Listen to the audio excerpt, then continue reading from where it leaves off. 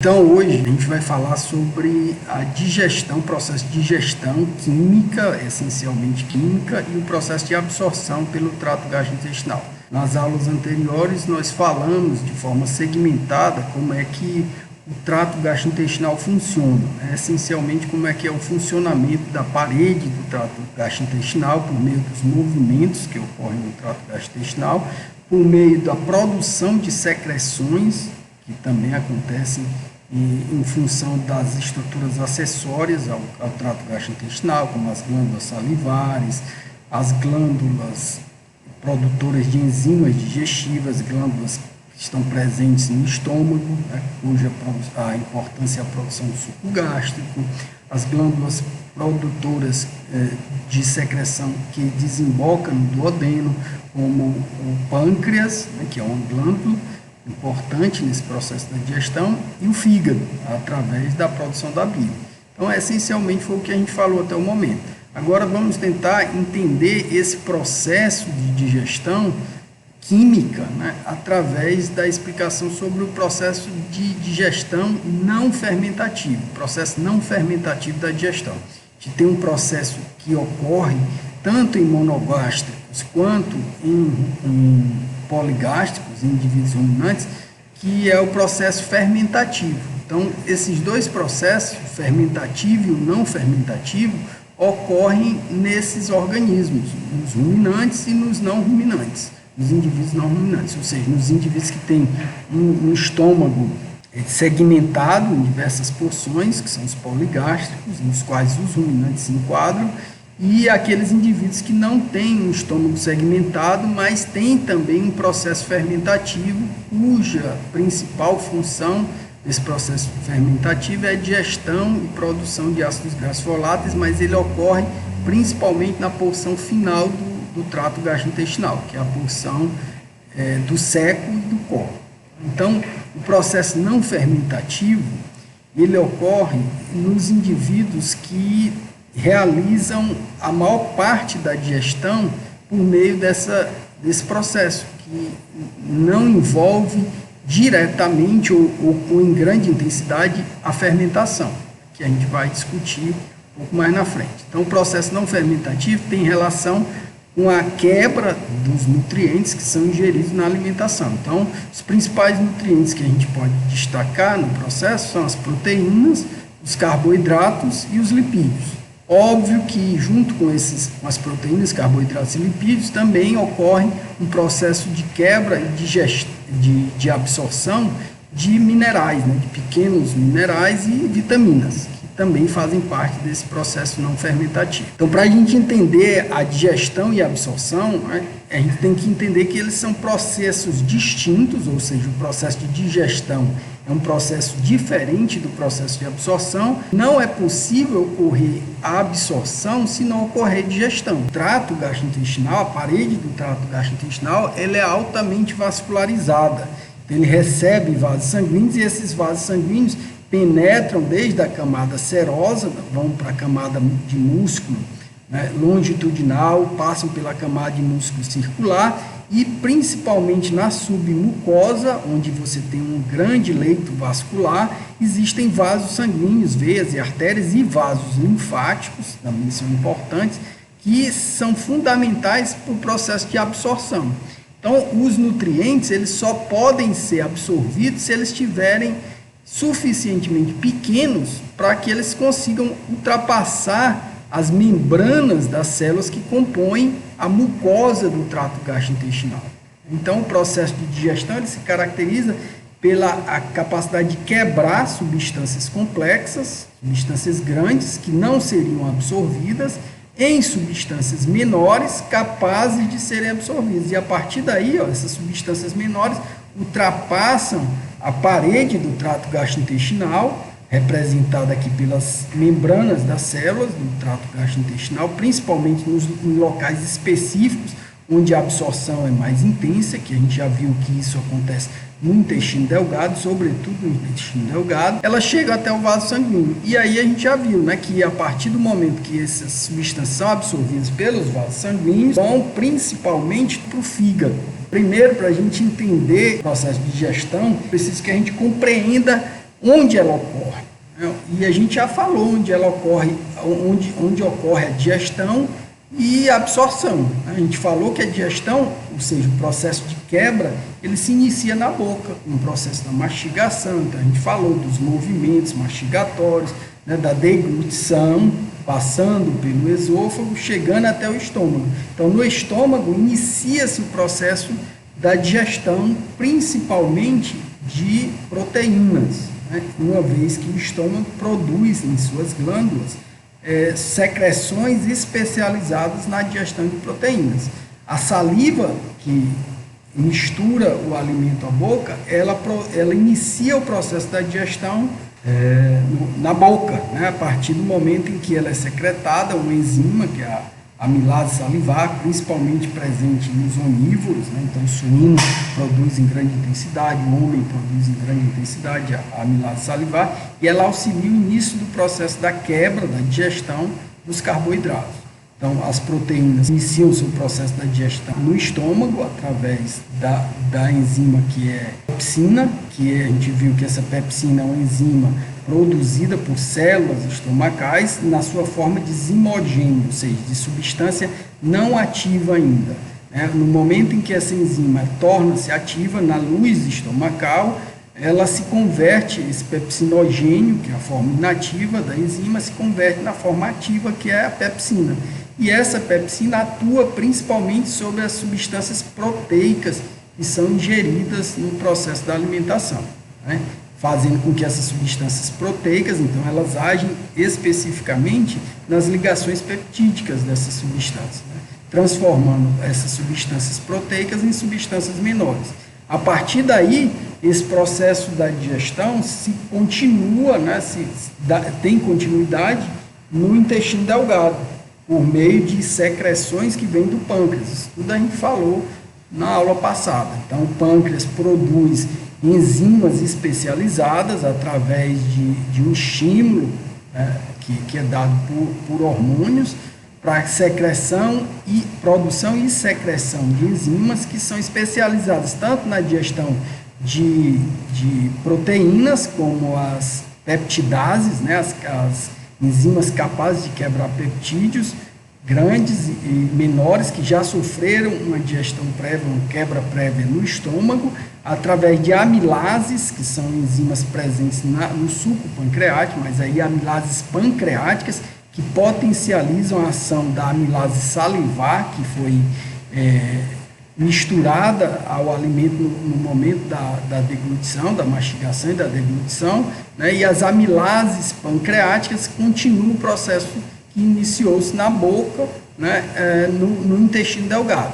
E também as lipases, né? Que nós comentamos também na aula passada, que as lipases são enzimas produzidas no suco pancreático e têm função da quebra da gordura. A gente até falou que essas enzimas, se não houver a ação da bile, né, elas não atuam. Por quê? Porque as enzimas lipases são especializadas na quebra de substâncias em um meio líquido, né, e, portanto, elas são substâncias hidrofílicas.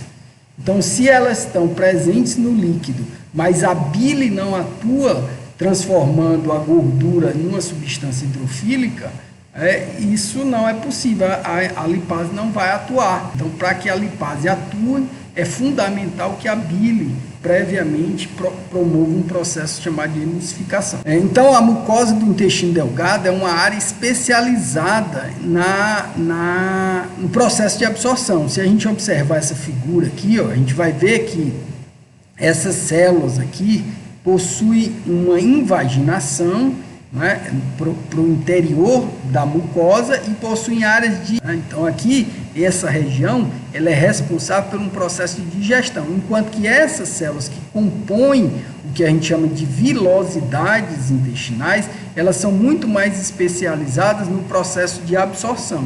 Então, aqui a gente vê células onde, bem pequenas, se vocês repararem, a gente vai ter uma figura mais na frente que mostra essas células em mais detalhes, elas têm uma membrana que nós chamamos de membrana apical e uma membrana que nós chamamos de membrana basal. Aqui também a gente tem células com a membrana apical e células com a membrana basal. E aqui está presente a submucosa, né?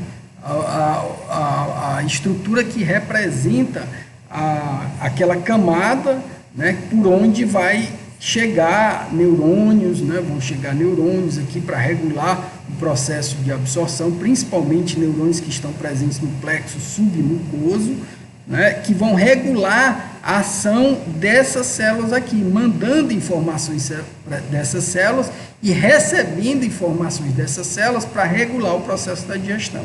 Certo? Então, uma vez que esses neurônios do plexo submucoso são importantes para regular a ação dessas células aqui, eles também são fundamentais para informar ao sistema nervoso autônomo, né, como o que está acontecendo dentro da alça intestinal.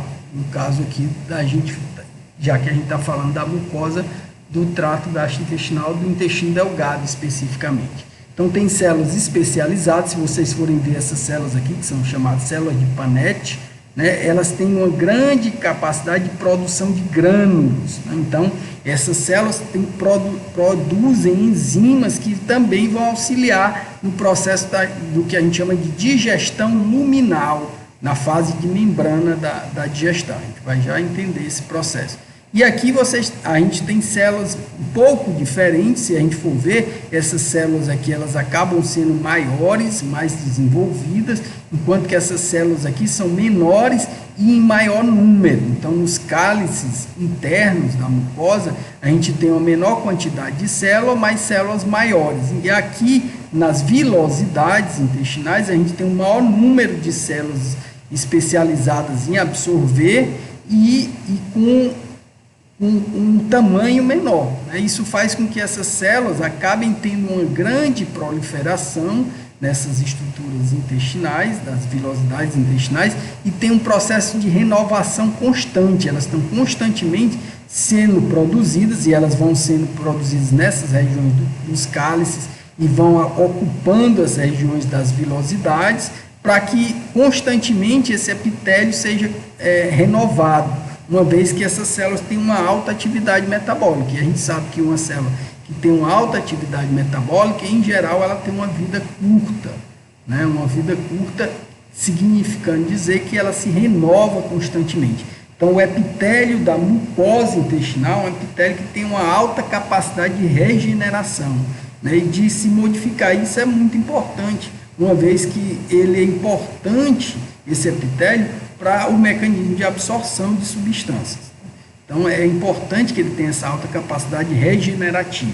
Imagine se ele não tivesse essa capacidade, se essas células fossem lesadas ou morressem, né, o processo de absorção ficaria seriamente prejudicado, né, porque é a partir do mecanismo da atividade metabólica dessas células que ocorre a absorção. Então, observem aqui em detalhes a superfície das vilosidades, principalmente das vilosidades intestinais.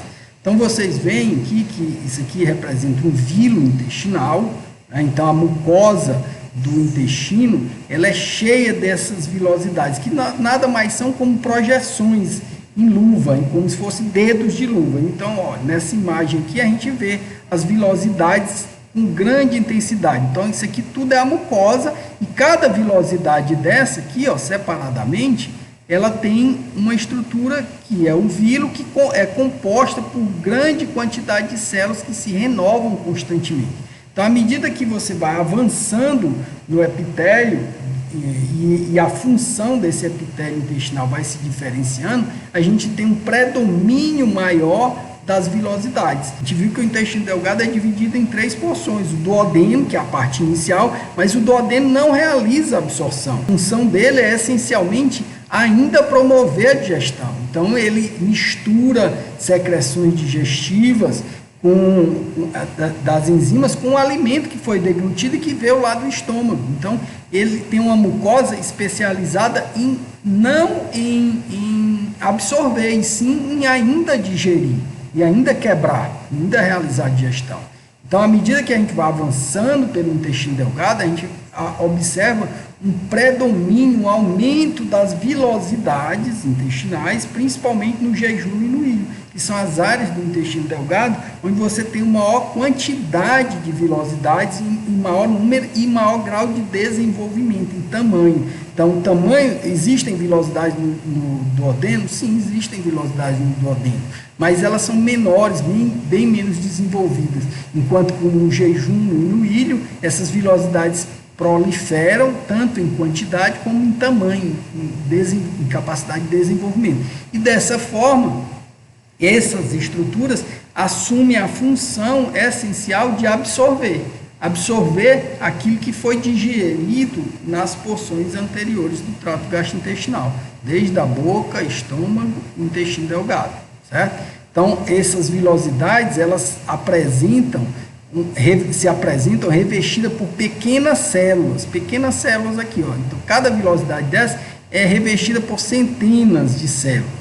Essas células em tamanho maior aqui, a gente pode ampliar essas células, e a gente vai ver que essas células, além da estrutura das vilosidades, que são projeções da mucosa, né, elas também têm na sua membrana apical, que é essa membrana aqui de cima, que está em contato direto com tudo que vai chegar na luz intestinal. Então, o intestino tem as substâncias que sofreram digestão, sofreram quebra, vão chegar nessa região aqui e entrar em contato direto com essas vilosidades. Cada vilosidade dessa é revestida por centenas de células que são chamadas enterócitos. Então, essa célula aqui é chamada de enterócito. O enterócito, ele tem uma característica, se a gente for ver a membrana, que a gente chama apical da célula, a membrana de cima, que está em contato direto com o alimento, né, que sofreu quebra, ele tem uma invaginação também, olha. Vejam que há uma projeção aqui dessas vilosidades, chamadas de microvilosidades. Então, as vilosidades são essas estruturas aqui, essas projeções dos vilos, que se projetam para a luz da mucosa, né, da luz intestinal, revestindo essas vilosidades pequenas células que também, na sua membrana apical, tem o que a gente chama de microvilosidades. Então, a função das vilosidades é aumentar a capacidade de absorção. Imagine que se você tivesse uma estrutura retilínea aqui, e só seria possível você ter algumas dezenas de células, né, se ela fosse retinha. Como ela se projeta para a luz, olha a quantidade de células que uma vilosidade pode comportar. Então, significa que essas vilosidades têm a capacidade de aumentar a superfície de absorção do intestino. Além disso, esse aumento na capacidade de absorção, em função das vilosidades, ele é potencializado pela ação das microvilosidades, que é esses microvírios, que são chamados de bordadura em escova, né, como se fossem pequenas cerdas de uma escova dentária, né, fazendo uma analogia, elas também têm a mesma função dos vírus, aumentam ainda mais a capacidade de absorção. Ora, se essa membrana aqui é retilínea, fosse retilínea igual a essa, a capacidade de absorver a substância seria bem menor do que se ela tem essa borda dobrada aqui, né, como que a gente chama de dobradura em escova. Então, a capacidade de aumentar a absorção por essas células aqui, ela é completamente potencializada em função disso. Então, as microvilosidades aumentam ainda mais a capacidade de absorção de substâncias pelo intestino, porque além das vilosidades, cada vilosidade é composta por centenas de células, que nas suas centenas de células compõem-se na sua membrana apical por microvilosidades na bordadura em escova da membrana apical. E aí, pessoal, vai ser importante a gente relembrar muitos conceitos que a gente viu na fisiologia 1, vocês viram no semestre passado, né, em relação ao processo de absorção, porque esse processo de absorção se dá intensamente por aqueles mecanismos de transporte ativo, transporte passivo, né, que acontecem, que a gente viu lá no início da nossa disciplina de fisiologia, certo? Então, a superfície intestinal pode ser identificada como um microambiente formado por um glicocálice, que faz parte da membrana celular, e muco e uma camada de água, que a gente chama de água estacionária. Essa água estacionária, ela traz os nutrientes que foram quebrados no processo da digestão. E ela é chamada de estacionária porque ela caminha lentamente sobre essa estrutura da bordadura em escova. E quanto mais lento é esse processo de caminhada da água misturada aos nutrientes que foram quebrados aqui, mais tempo essa célula tem para promover o mecanismo de absorção. Uma outra característica dessas células aqui, que são os enterócitos, é a quantidade de mitocôndrias que a gente vê presente no citoplasma dessas células.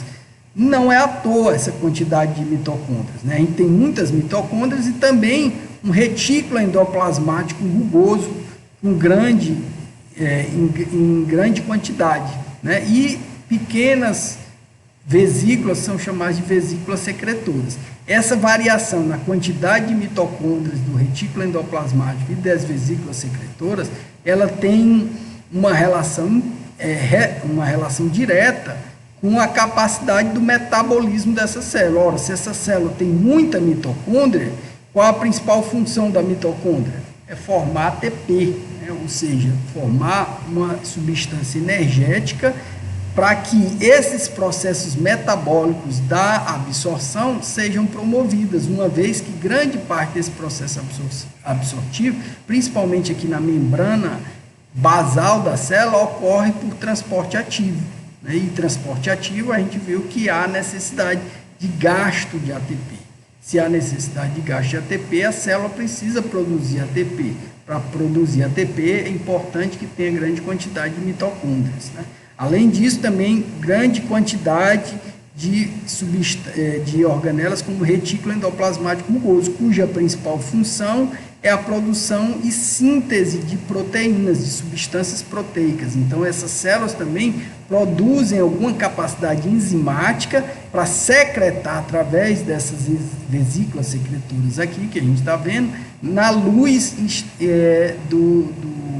da bordadura em escova, né? Nessa estrutura aqui, fazendo com que as substâncias que entram em contato com essas enzimas sejam ainda mais quebradas e facilite ainda mais o processo de absorção, tá? Então é importante que vocês entendam primeiro a arquitetura dessa estrutura do trato gastrointestinal, para que aí dessa forma facilite o processo do entendimento da digestão e absorção.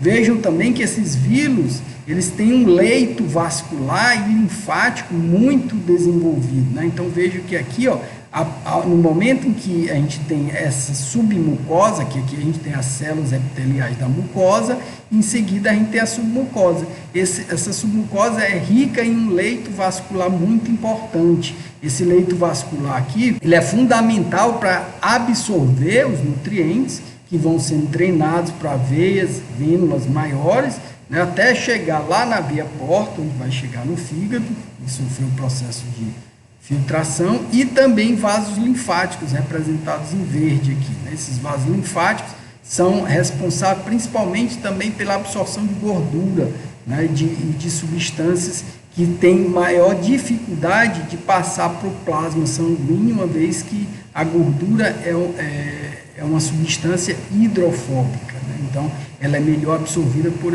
esses vasos aqui, que são os vasos linfáticos. Ó, você tem junções firmes e junções que são chamadas de frouxas. Esse espaço aqui, onde a membrana das células, elas estão muito próximas uma das outras.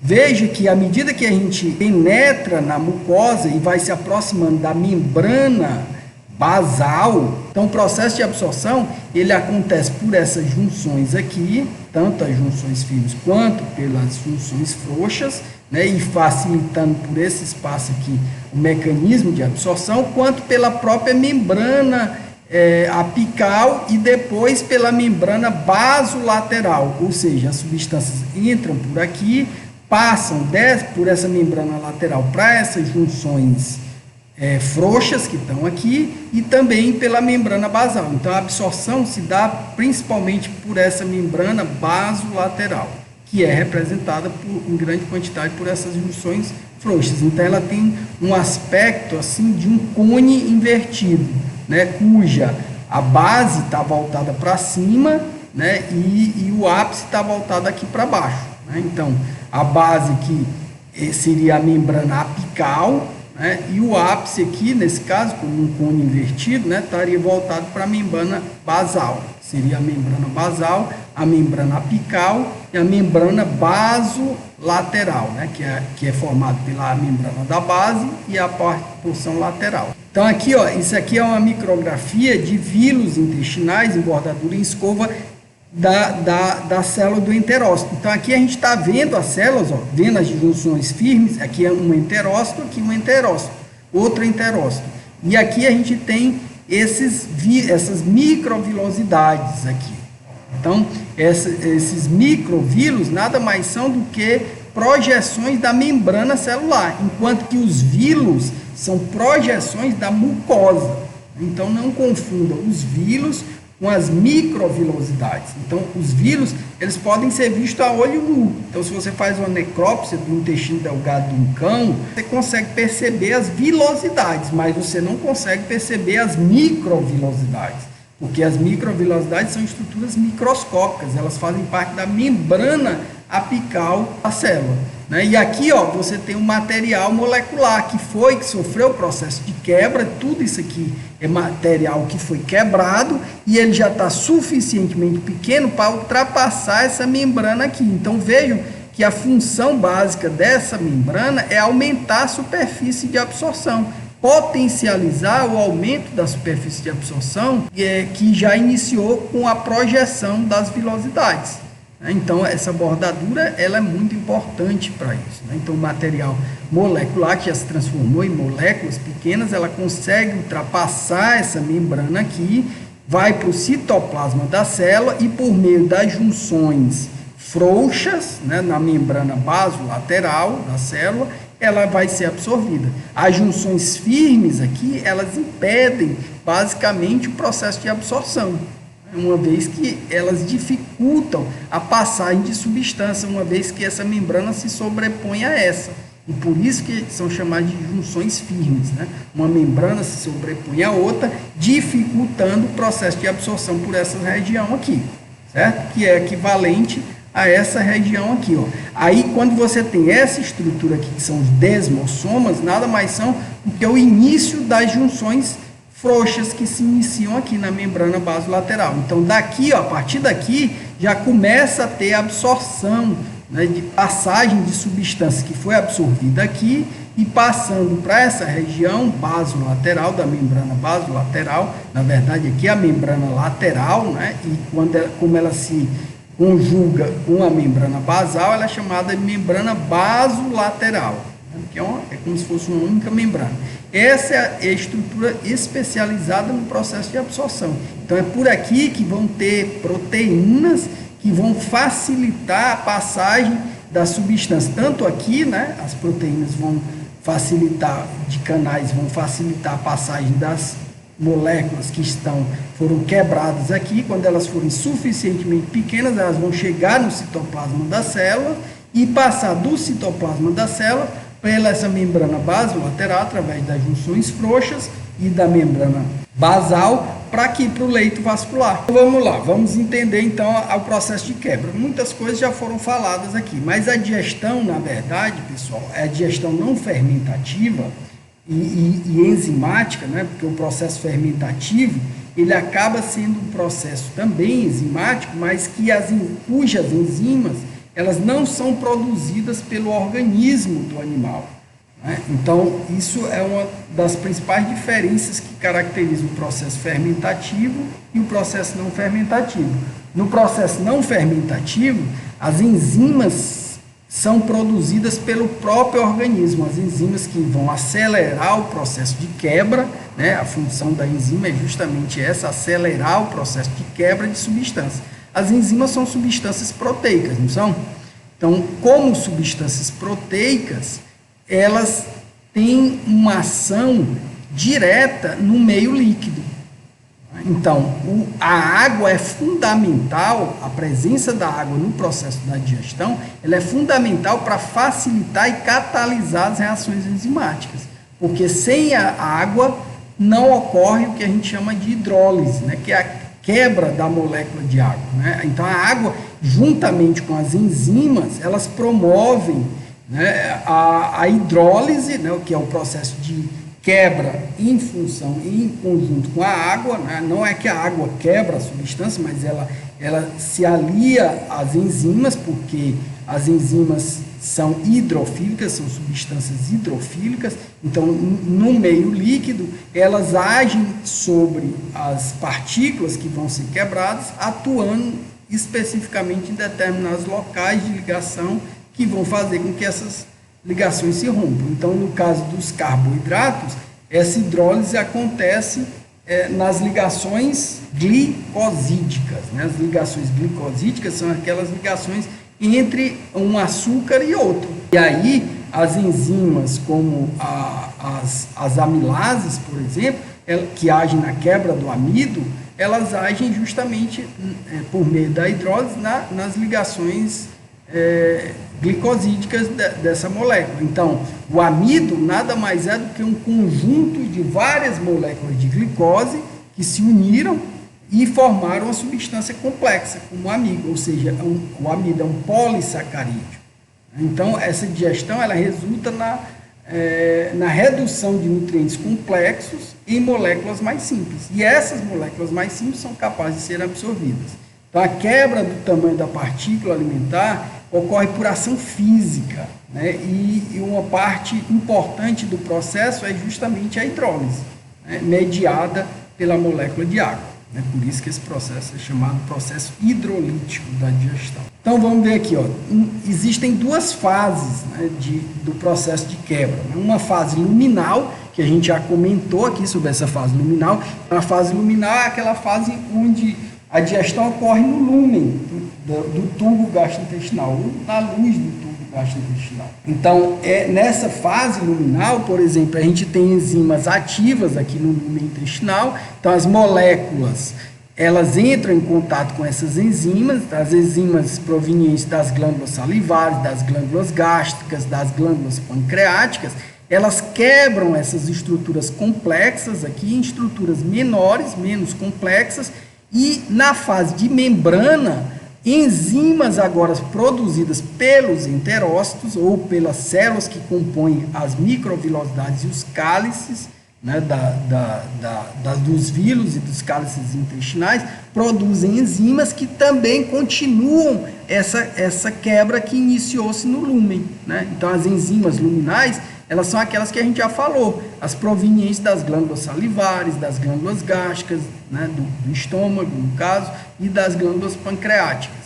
E na fase de membrana, essas mesmas substâncias que foram previamente quebradas aqui na fase luminal, elas vão ser quebradas em moléculas menores ainda, de preferência em suas unidades fundamentais, né? Ou seja, em moléculas monoméricas, né, formadas por pequenas estruturas daquela membrana complexa. Então, vejam aqui uma cadeia complexa, foi quebrada numa cadeia menor de substâncias, e aí você tem diferenças entre a quebra das proteínas, a quebra dos carboidratos e a quebra dos lipídios, né? Mas elas acontecem de forma semelhante numa fase luminal e numa fase de membrana, onde o objetivo disso é quebrar essas substâncias que estavam unidas por ligações, sejam elas peptídicas ou glicosídicas, né, em substâncias menores, né, dipeptídeos, tripeptídeos, né, ou açúcares menos complexos. E a partir daí, essas enzimas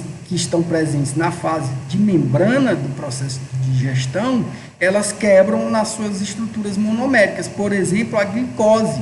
A glicose é um monossacarídeo, é um açúcar simples, e a glicose ele é facilmente absorvido pela membrana da célula, a membrana do enterócito. Então, aqui é um aspecto bem geral. Vamos detalhar agora esse processo em relação aos carboidratos. Então, quando a gente fala dos carboidratos, a gente está dizendo que a fase da digestão luminal dos carboidratos, ela resulta na produção de polissacarídeos de cadeia curta, principalmente em relação ao amido. Esse tipo de alimento, ele é constituído em grande quantidade por um polissacarídeo complexo. Então, o amido, na fase luminal, ele recebe o processo de digestão das amilases. Atuam na digestão do amido, seja as amilases presentes na saliva ou as amilases presentes no suco pancreático, elas vão agir sobre a molécula do amido, transformando na fase luminal. Então, as amilases elas são jogadas na boca, na cavidade oral, deglutida no estômago e no intestino delgado. As amilases salivares agem sobre a quebra prévia do amido em moléculas menores, como as alfa-amilases. Então, elas são transformadas em maltose, isomaltose, maltotriose. Agora, na fase de membrana da digestão, então as amilases agem aqui, né, tomando só como exemplo aqui os polissacarídeos. A lactose é um açúcar muito presente no leite. Por isso ela recebeu essa denominação. A sacarose é um açúcar presente nas frutas. Como elas já são menos complexas do que o amido, essa digestão predomina, essa quebra predomina nessa fase aqui, né, na fase de membrana, onde a lactose ela sofre a digestão, a quebra na membrana, na fase de membrana da digestão, por uma enzima que é chamada de lactase. Então, a lactase ela é capaz de quebrar a lactose em 2 monômeros, né? A lactose, por sua vez, ela é formada por monômeros de glicose e galactose. Ou seja, a glicose e a galactose são monossacarídeos. E como monossacarídeos, elas conseguem ser absorvidas pela membrana do enterócito. Coisa aqui em relação à sacarose. Né? A sacarose presente no açúcar das frutas, principalmente, ela é quebrada na fase de membrana, né? Então não há uma quebra na fase luminal, porque são moléculas já previamente menores do que o amido, se comparado, então não existem enzimas luminais capazes de quebrar a sacarose nessa fase de digestão, ou seja, não tem enzimas no pâncreas especializadas para quebra da sacarose, né? Então, essas enzimas estão presentes nas membranas das células dos enterócitos e das células das vilosidades intestinais, dos cálices e das vilosidades intestinais. Então, essas enzimas aqui, que atuam diretamente na quebra da sacarose, são denominadas de sacarase. Né? Esse sufixo aqui, ase, quer dizer enzima, né? E aqui a estrutura que ela atua especificamente para quebrar a sacarose em monômeros de glicose e frutose. Na forma de monossacarídeo, essas substâncias agora conseguem ser absorvidas. Tá? Então, isso é um resuminho bem básico sobre o processo de quebra na fase luminal e na fase de membrana dos carboidratos. E agora, em relação às proteínas, como ocorre essa digestão em relação às proteínas? Veja que há semelhanças também, né, em relação ao processo de quebra. Só que aqui são digeridas por diferentes enzimas, principalmente na fase luminal. Então, as proteínas, por exemplo, elas iniciam o processo de quebra ou de digestão no estômago, por ação da pepsina. A gente já viu que a pepsina é sintetizada por células da mucosa gástrica do estômago, células especializadas. Elas são produzidas na forma de zimogênio, na sua forma inativa, e são secretadas na luz, e, portanto, por isso é uma fase luminal da digestão.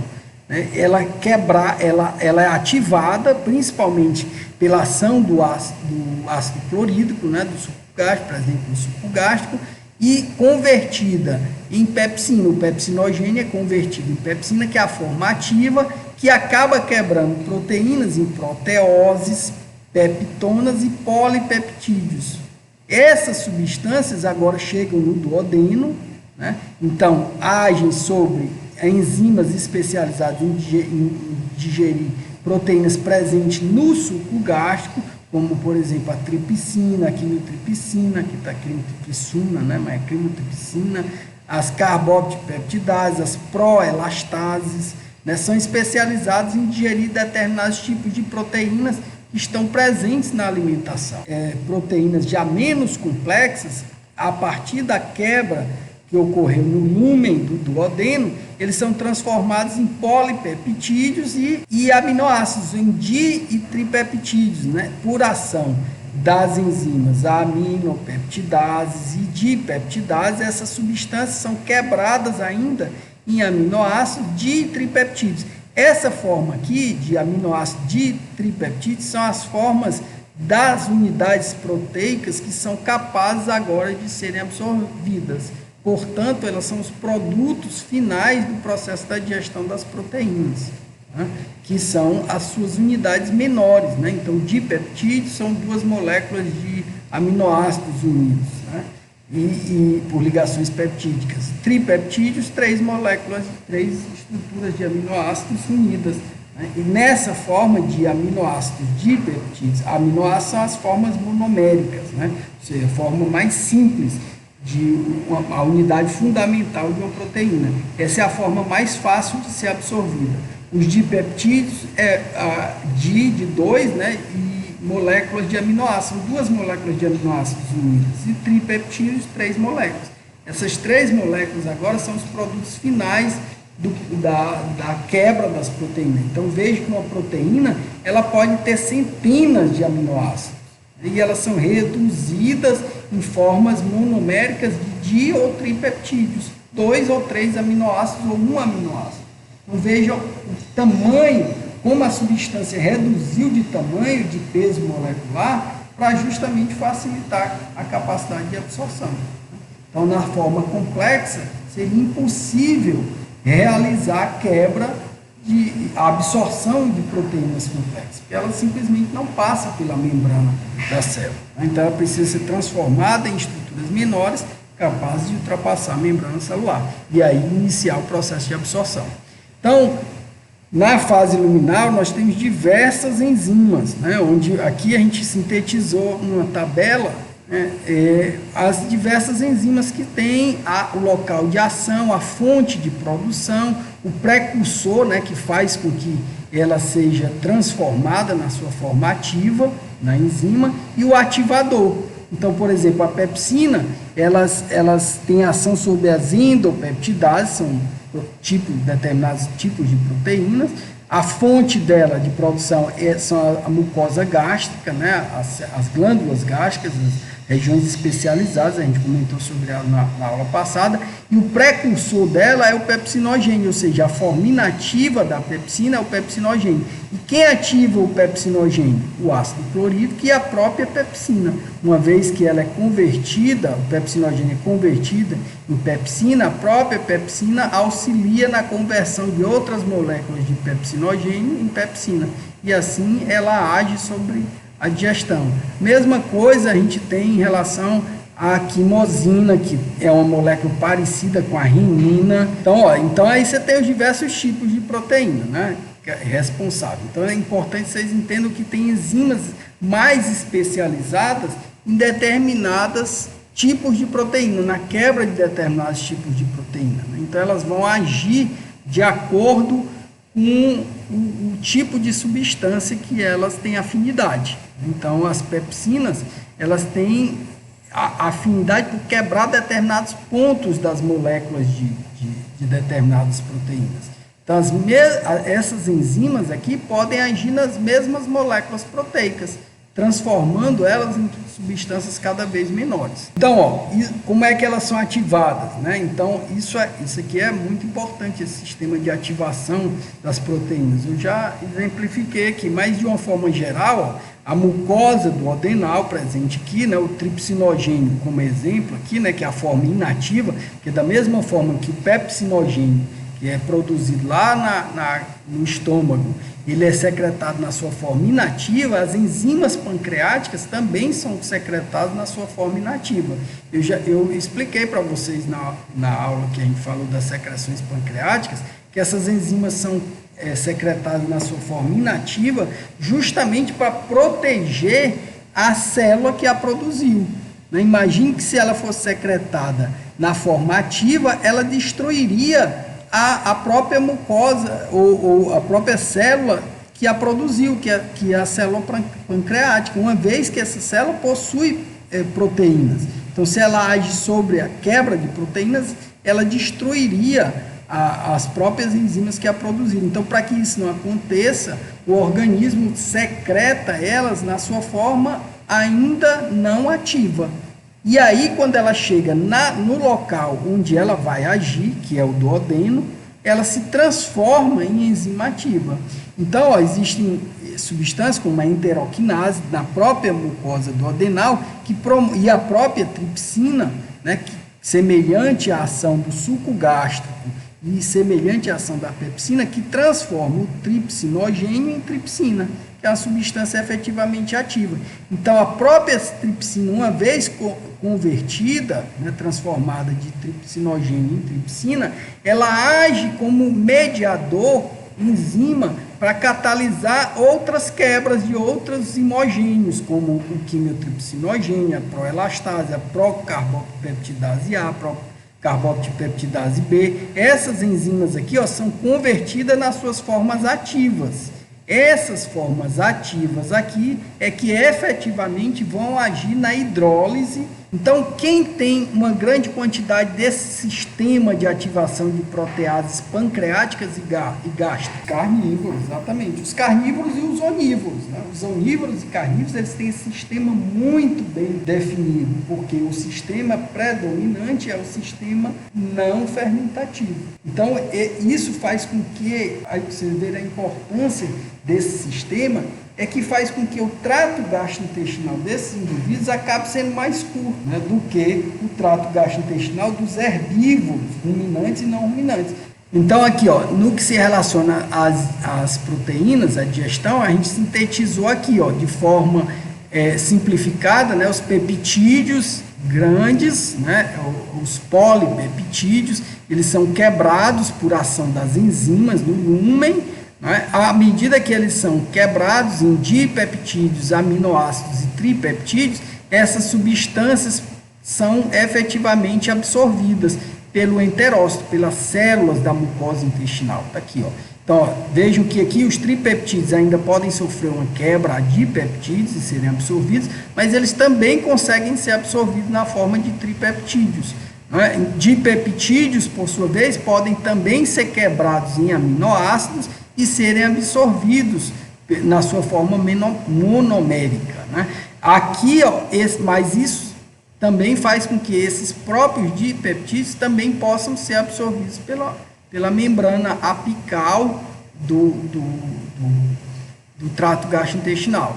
Então, aqui, ó, nessa forma, os aminoácidos livres são absorvidos pela membrana basal da célula e aqui está o leito vascular. O leito vascular, ele é capaz de absorver todos esses aminoácidos que foram quebrados aqui no lúmen e, consequentemente, passaram para o vaso sanguíneo. Então, eles vão ser diluídos no plasma e vão chegar até o fígado. Aqui sintetiza a quebra dos carboidratos, né, na fase luminal e na fase de membrana.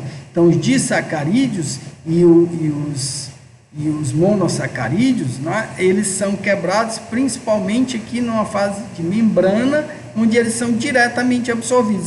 Só que os disacarídeos, eles não conseguem ainda serem absorvidos pela mucosa intestinal, né, pela membrana intestinal. Então, eles precisam ser quebrados na membrana, numa fase que é chamada de fase de membrana. Então, agora vamos entender, se a gente entender o processo de quebra dos carboidratos e das proteínas, vamos tentar entender agora o processo de absorção dessas mesmas substâncias. Em geral, o processo de absorção, tanto de carboidratos quanto de proteínas, ele é bem semelhante, né? E ele se dá por um processo chamado de cotransporte. O que é a proteína simporte que está presente na membrana celular? É aquela proteína que transporta duas substâncias em um mesmo sentido. Então, veja aqui, ó, o sódio e a glicose, eles são transportados aqui do lúmen do trato gastrointestinal para dentro do enterócito, que é o enterócito. Então, ele está passando da membrana apical, aqui está simplificada, né? Na verdade, essa membrana ela tem microvilosidades aqui, mas para simplificar, ele fez só uma membrana aqui como parecendo um cone, né, lateralmente, mas lembre que essa membrana ela possui microvilosidades aqui, né, na membrana apical. Nessa outra aqui a gente vê, ó, que as microvilosidades, né? Então, essa mesma célula aqui, de forma mais simplificada, ele representou aqui a membrana apical sem as microvilosidades, né? Aqui as junções firmes, né? E aqui as junções frouxas. E aqui o sangue, né? O leito vascular, que está presente na submucosa. Então, vejam que aqui é uma proteína SYMPORT. A proteína SYMPORT, ela se caracteriza por transportar duas substâncias em um mesmo sentido. A proteína antiporte, ela transporta duas substâncias em sentidos opostos. O exemplo da bomba de sódio e potássio, presente em muitas membranas celulares, né? E a proteína uniporte, ela transporta uma única substância em um único sentido, ou de dentro para fora, ou de fora para dentro. Nesse caso aqui, a proteína SYMPORT, ela está transportando duas substâncias no mesmo sentido. Qual o sentido? De fora da célula para dentro da célula. Né? Bem aqui, ó, tem uma proteínazinha do tipo antiporte, que é a bomba de sódio e potássio, né? Ele está transportando moléculas de sódio para fora e moléculas de potássio para dentro. Isso faz com que em repouso a membrana se mantenha-se eletricamente negativo dentro e eletricamente positivo fora. Essa bomba de sódio e potássio, ela está presente no enterócito aqui na membrana basolateral, que é essa membrana aqui, ó. Especificamente, nesse caso aqui, representada a membrana lateral, mas em conjunto ela é chamada membrana basolateral, certo? Então aqui, ó, a base e o ápice, né? O ápice tem as microvilosidades. Então vejam que essa membrana, em suas microvilosidades, possui grande quantidade de cotransportadores, né? E por que chama cotransporte? Porque ele é junto com uma molécula que é o sódio. O sódio, ele é muito importante. Então, ó, veja que o sódio que entra aqui, ele sai aqui pela membrana basolateral para manter esse potencial de repouso da membrana celular, né? Imagine que se esses sinais fossem ao contrário, haveria uma dificuldade do sódio entrar na célula. O sódio é uma carga positiva. Ó, se aqui dentro fosse positivo, essa carga positiva ia repelir a carga positiva do sódio. Então, esse gradiente elétrico dificultaria a passagem do sódio para dentro da célula. E ele precisa ser passado junto para dentro da célula, porque no momento que ele faz isso, ele leva com ele moléculas de glicose. Então, as moléculas de glicose presentes aqui no lúmen ou na membrana apical da célula, elas precisam entrar na célula. Ora, a molécula de glicose, ela não entra por si só na célula, na membrana celular. Ela precisa que alguém ajude ela a ser colocada para dentro. Quem é esse alguém? São as moléculas de sódio.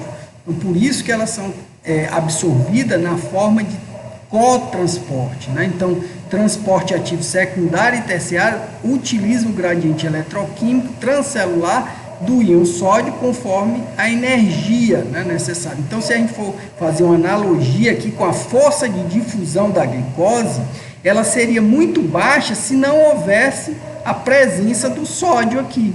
Então, o sódio, ele é fundamental, está presente na luz, porque ele se une a essas proteínas aqui e ajuda a glicose a entrar na célula. Com isso, ó, a força de difusão do sódio faz com que ela arraste junto com ela a glicose.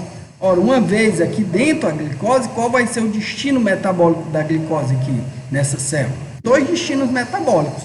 Um é ser utilizado pelo próprio metabolismo dessa célula aqui.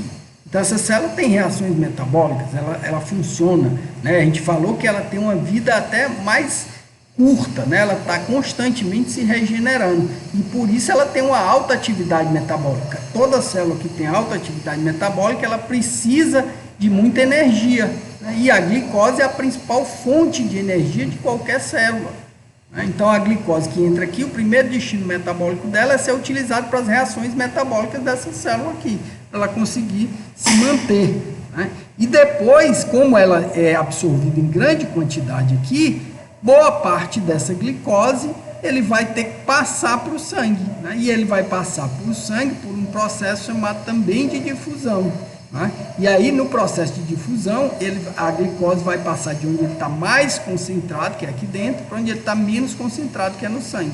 Uma vez que a glicose começa a se acumular no sangue, ela vai ser levada para o fígado, e aí o destino metabólico dela também vão ser dois. Tá? Um destino seria a utilização da glicose na própria, pelo metabolismo das próprias células hepáticas, e outro destino metabólico seria jogada na corrente sanguínea para que ela funcione como principal nutriente das demais células do organismo. Então, pelo sangue, ela vai ser jogada desde o neurônio, levada até o neurônio, até as células epiteliais mais simples da epiderme, né, das células da pele. E vai ser distribuída para todas as células, porque a glicose é o principal componente energético do sangue desses indivíduos. Esses mecanismos de absorção, eles podem ser feitos pela membrana apical, aqui do enterócito, e pela membrana basolateral, ou seja, a substância entra na célula, tem um destino metabólico nessa célula aqui, e a partir daí, depois, essa célula vai ser absorvida por essa membrana basolateral e chegar, na verdade, ao sangue, né? A estrutura onde ela vai passar. Mas também algumas substâncias elas podem passar diretamente por essas junções aqui, que é o que a gente chama de absorção paracelular. Então aqui é um tipo de absorção transcelular, que acontece principalmente pela absorção de carboidratos e proteína, mas também ocorre a absorção paracelular. Esse tipo de absorção paracelular que ocorre por essas regiões aqui não é eficiente para esse tipo de substância que a gente acabou de mostrar. Ela é eficiente para quê? Para a absorção de quê? Água e eletrólitos, né? Porque água e eletrólitos conseguem passar facilmente aqui por aquelas junções firmes, né? Uma vez que a água passa por mecanismo de osmose. Então, basta ter um aumento da concentração de soluto no sangue, que é proporcionado pelo aumento da osmolaridade da absorção de proteínas e carboidratos. Então, aqui você vai ter um aumento da osmolaridade para que aí a água consiga passar mais facilmente para cá. Tanto água como microeletrólitos, né, que são passados por esse tipo de absorção paracelular, pelo lado aqui, pelas junções firmes e pela região das junções frouxas, e aí chegar diretamente no vaso sanguíneo. Então, quem determina a velocidade da absorção paracelular é justamente a osmolaridade do sangue aqui. Então, se a osmolaridade do sangue aumenta, ou seja, a quantidade de soluto no sangue aumenta, que é determinada justamente pelo aumento da absorção de aminoácidos, de carboidratos, né, de monossacarídeos aqui, acaba aumentando a quantidade de soluto no sangue, que por um gradiente osmótico, a água acaba passando para cá, né, para facilitar e diluir a quantidade de água aqui. E esses tipos de absorção paracelular e transcelular ocorrem com maior ou com menor intensidade, dependendo do local onde esses processos estão ocorrendo. Então, por exemplo, no jejum e no ilho ocorre muito mais uma absorção transcelular do que uma absorção paracelular, enquanto no seco e no colo ocorre muito mais uma absorção paracelular, que é responsável por absorção de água e eletrólise, do que a transcelular, que é responsável pela absorção de aminoácidos e carboidratos. Então, com isso, pessoal, esse esquema 2 aqui, ele mostra que o leito capilar presente na parede, na submucosa da parede do trato gastrointestinal, ele é responsável por um equilíbrio, né, entre as substâncias que são absorvidas. E esse equilíbrio geralmente determina o momento, é determinado pelo momento e pelo local onde ocorre a maior ou a menor absorção de substâncias. Então, se você for ver, o estômago, ele tem um leito capilar presente, né? Mas o estômago tem uma baixa capacidade de absorção de substâncias. Consequentemente, essa osmolaridade do sangue que está lá no estômago, ela é diferente da osmolaridade do sangue que está no intestino delgado e no intestino grosso, né? Que são regiões responsáveis por grande capacidade de absorção.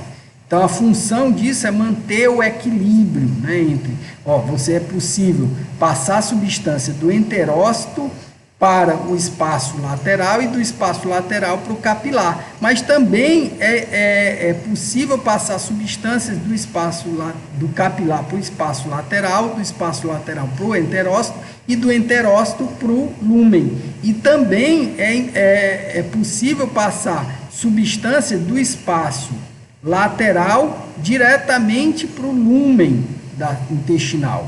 Né? Isso faz com que haja uma intensa regulação entre as substâncias que estão presentes no lúmen e no capilar sanguíneo, que está presente na submucosa. Então, aqui, sintetiza bem rapidamente tudo que eu falei em relação à absorção dos carboidratos. Então, existem sistemas especializados em transporte de nutrientes. Na membrana apical da célula, esse transporte predomina o cotransporte de sódio com glicose, enquanto que na membrana basal, né, ou basolateral, que é essa membrana aqui, há um predomínio do transporte dos monossacarídeos por uma proteína do tipo uniporte, onde essa proteína permite a passagem da glicose diretamente do enterócito para o capilar sanguíneo. Aqui sintetiza a sequência dos produtos da absorção das proteínas, que é bem semelhante ao dos carboidratos, né? Por quê? Porque eles também são transportados na membrana apical na forma de cotransporte com sódio também. Então, as proteínas, os produtos da digestão da fase de membrana, são absorvidos com cotransporte. Então, os aminoácidos, os polipeptídeos, os dipeptídeos, os polipeptídeos, os grandes aminoácidos, eles não conseguem passar, né? Então, eles precisam ser transformados em aminoácidos, em mono ou dipeptídeos, para aí sim, juntamente com o sódio, de forma semelhante ao que acontece com a glicose, né, e com os monossacarídeos, eles consigam efetivamente passar pela membrana, para o meio intracelular, e do meio intracelular, pela membrana basolateral, ele vai ser absorvido na corrente sanguínea, na forma de aminoácido.